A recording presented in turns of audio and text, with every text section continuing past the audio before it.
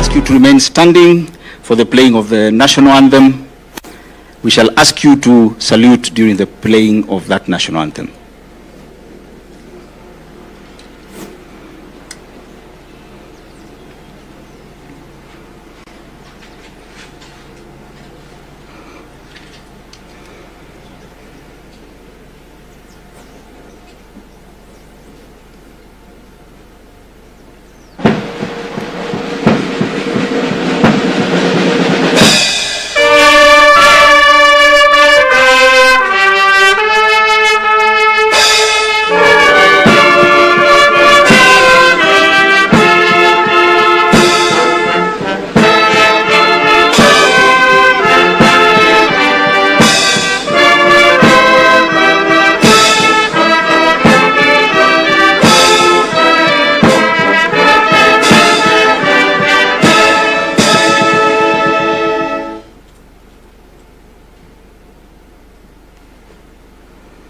Please be seated.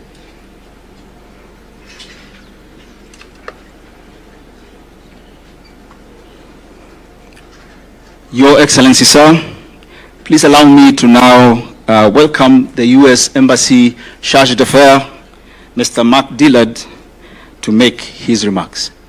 Charge d'Affaires, sir.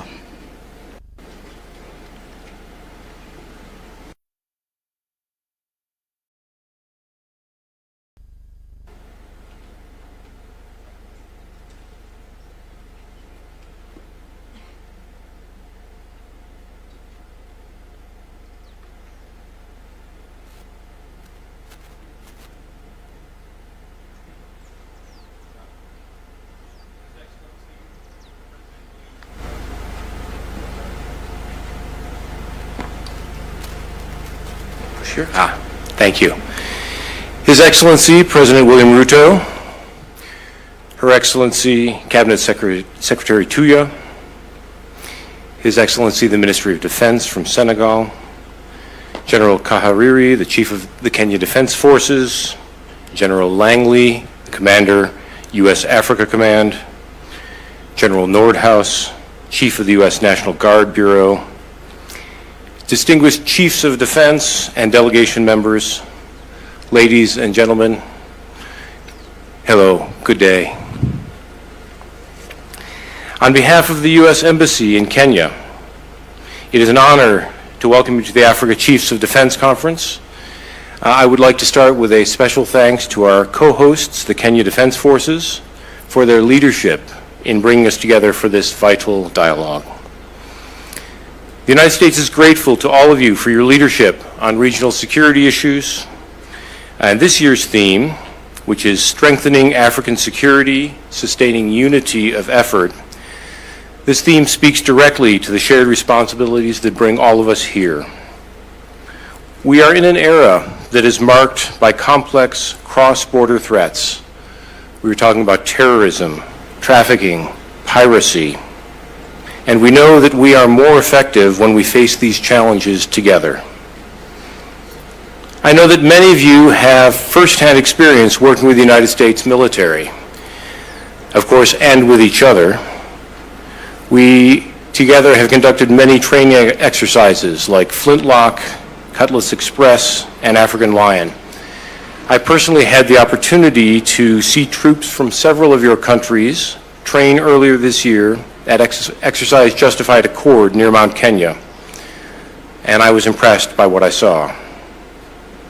There were, of course, the high-tech weapons and the tactics training, but the most impressive thing that I saw were service members, your troops, who showed leadership and professionalism.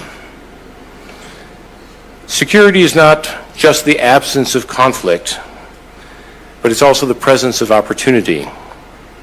Security enables economic development, protects democratic institutions, and allows our young people to dream big and reach farther.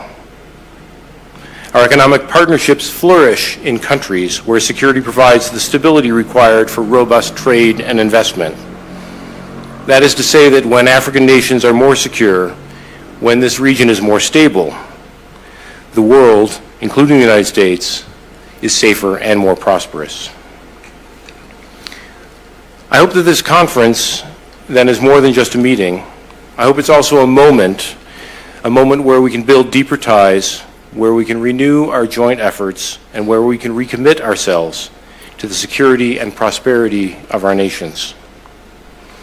Before making way for Cabinet Secretary Tuya, allow me once again to thank our co-hosts, the Kenya Defense Forces, and all of you, the continent's most senior defense leaders, for your dedication to peace, your dedication to professionalism, and your dedication to progress. Thank you very much.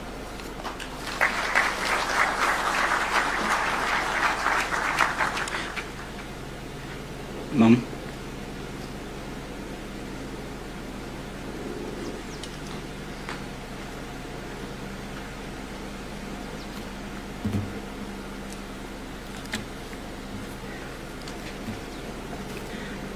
Your Excellency, the President of the Republic of Kenya and Commander-in-Chief of the Kenya Defense Forces, Minister of Armed Forces of Senegal, Mr. Birame Diop, Chief of the Kenya Defense Forces, General Charles Kariri, Chargé d'Affaires, United States Embassy, Mark Dillard, Commander of the United States Africa Command, General Michael Langley, all our chiefs of defense forces present from different jurisdictions, PS Ministry of Defense, Dr.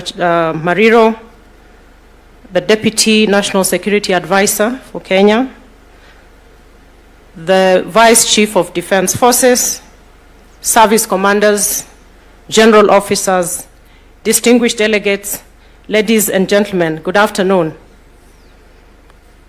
Your Excellency, I will begin by expressing my deep gratitude to you for allowing us to convene here in Kenya and for finding the time to join us today. I also wish to appreciate our Chief of Defense Forces, General Kariri, and General Michael Langley of the US AFRICOM for your exceptional leadership in co-hosting this milestone event. To our teams, the coordinating teams both from KDF and the US AFRICOM, we commend your diligence that has really made this event possible. Kenya and the United States do share a strong and enduring defense partnership. And this collaboration is testament to the strength of this partnership. Your Excellency, allow me also to state that as we convene here today, we do it at the backdrop of a global security environment which is undergoing profound shifts. Strategic competition, evolving technologies, climate-induced fragility, and transnational threats are really redrawing the boundaries of national and regional security. These dynamics demand that we recalibrate our defense postures, not just for defense and response, but also for foresight, resilience, and constructive engagement. Within this global context, Africa must carve out its own path, one that places continental priorities at the center of security cooperation. This conference today does provide a very valuable platform for strategic dialogue grounded in African agency and a broader recognition that sustainable peace must be pursued through regional and international cooperation, as well as integrated whole-of-society approaches. I am very confident that this conference will generate insights that will shape the future of our collective security architecture, not only in Africa, but also within the broader international system to which we all belong.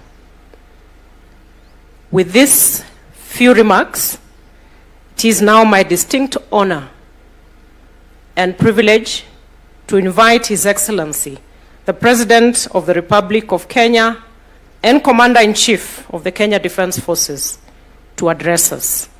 Your Excellency, sir.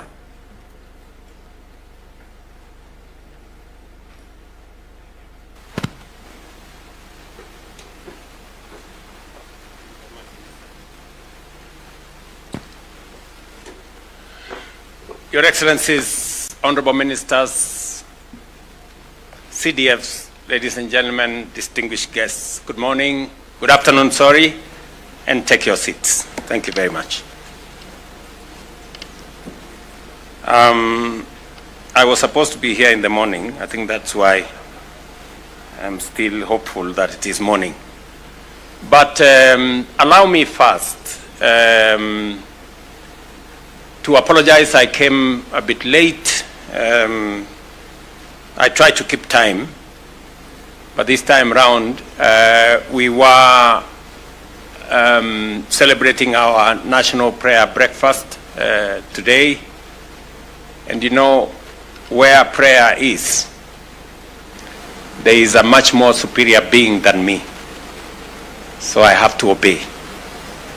And I had to stay back until that ceremony ends. But allow me to welcome each and every one of you to Kenya and to Nairobi. And I must say we are truly honored to co-host this very important forum in partnership with our friends, the United States of America. It is especially meaningful that this gathering is taking place on the African soil only the second time in its history, underscoring the continent's growing leadership in defining its own security agenda as we work with partners. Ladies and gentlemen, Africa stands at a pivotal moment, poised to harness its vast potential and shape a prosperous future. With over 60% of our population under the age of 25, the continent is set to become the world's largest workforce by 2050, offering a dynamic labor pool for global industries. Abundant natural resources, including 65% of the world's uncultivated arable land, and significant reserves of critical minerals such as lithium, cobalt, and many more, position Africa as a key player in global food security and green energy transition. It is in this context that initiatives like the Africa Continental Free Trade Area have been established to unify markets, boost intra-Africa trade, and attract investment, fostering economic diversification and resilience. Additionally, the continent's commitment to sustainable development is evident in projects like the Great Green Wall, which seeks to combat desertification and create millions of jobs. Enhanced strategic investments in education, technology, and renewable energy signal a continent ready to lead and innovate on a global scale.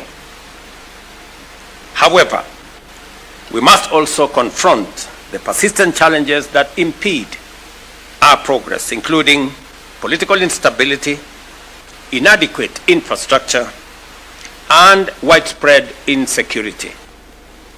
Across the continent, we face increasing asymmetry and transnational threats, from terrorism and armed conflict to cybercrime and environmental degradation.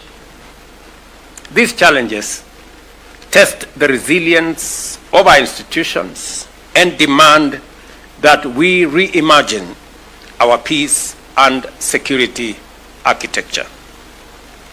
This conference, therefore, is not only a forum for military cooperation, but also a strategic platform for dialogue, policy coordination, and the strengthening of Africa's collective voice in global security affairs.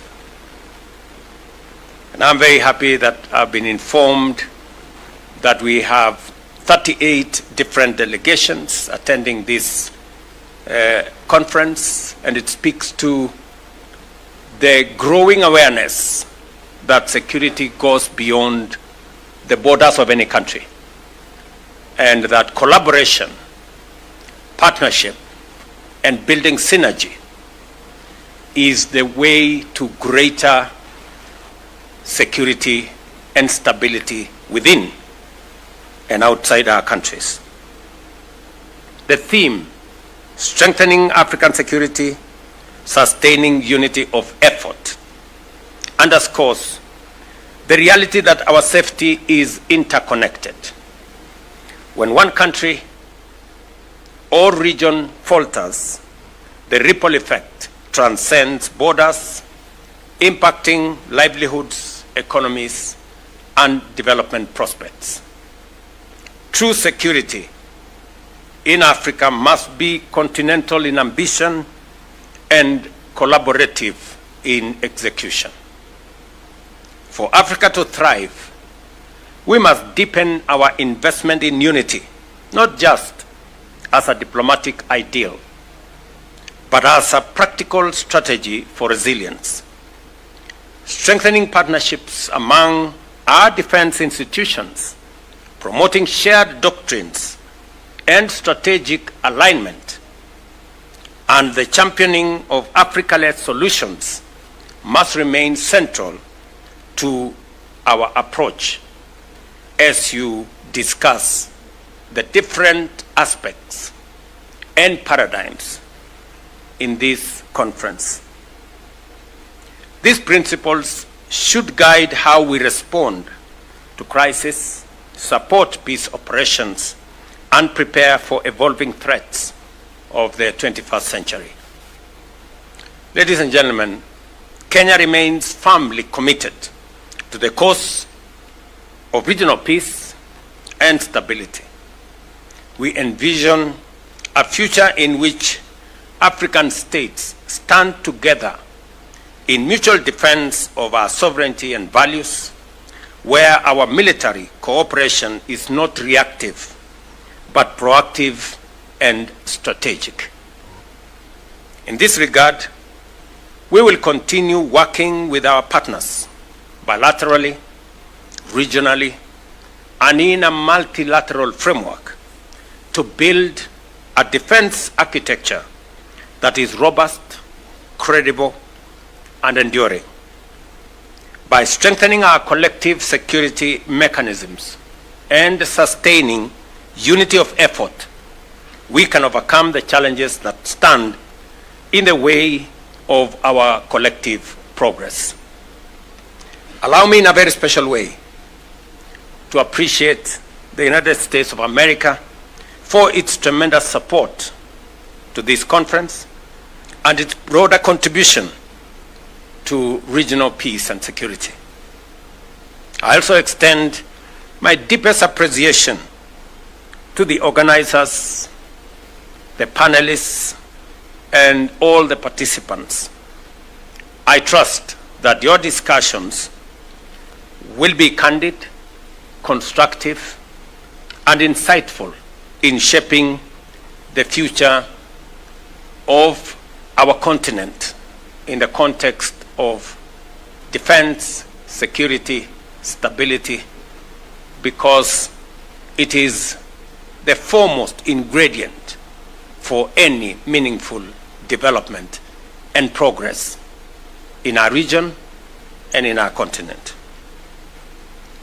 Finally, I warmly invite you to explore not only our vibrant capital city, Nairobi, but also the breathtaking landscapes and hidden treasures across what we call magical Kenya. From the snow-capped peaks of Mount Kenya, the second highest mountain in Africa, to the golden beaches of the Indian Ocean at the coast, from the wildlife-rich savannas of the Masai Mara to the tranquil beauty of the Great Rift Valley, every corner of this country offers a unique and unforgettable experience. I know, and I have no doubt in my mind, that military service is a very serious exercise. But it is better when it is juxtaposed with pleasure and the ordinary things of life. I hope you will spare some time out of your straight military fatigues to be able to do something different in our country. And I encourage you to give out some time from your very busy schedule to enjoy and experience Kenya. I wish you the very best in your deliberations. You have the government of Kenya, and under the leadership of the Minister for Defense and CDF, to make sure that every other aspect of this conference goes well, and I am confident that we will have outcomes that are going to benefit Kenya and our region and our partners. Thank you very much, and God bless you.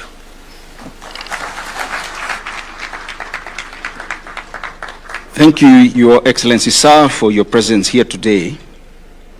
Your words have reminded us of the sacred role that defense plays in the society and our duty to the people.